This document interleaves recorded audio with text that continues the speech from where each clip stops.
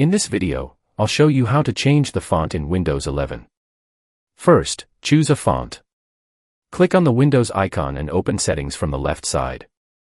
Go to Personalization, scroll down, and click on Fonts. Browse through the list and pick a font you like. For example, I'll choose Franklin Gothic. Here, you can see its full name. Next, click on Search, type Notepad, and open it. In Notepad, type the exact full name of the font. Make sure to note it carefully. Step 2 is to create a registry file. Open Notepad again and paste the registry code into it. You can find this code in the description.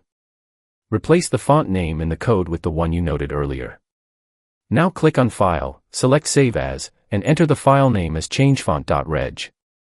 Change the Save As Type option to All Files, then click Save. Step 3 is to apply the registry file. Right-click on the .reg file and select Open. Click Yes, then click Yes again to confirm. You'll see a message saying the keys and values have been successfully added to the registry. Click OK. Finally, click on the Windows icon and restart your PC. And that's how you can change the font in Windows 11. See you in the next video.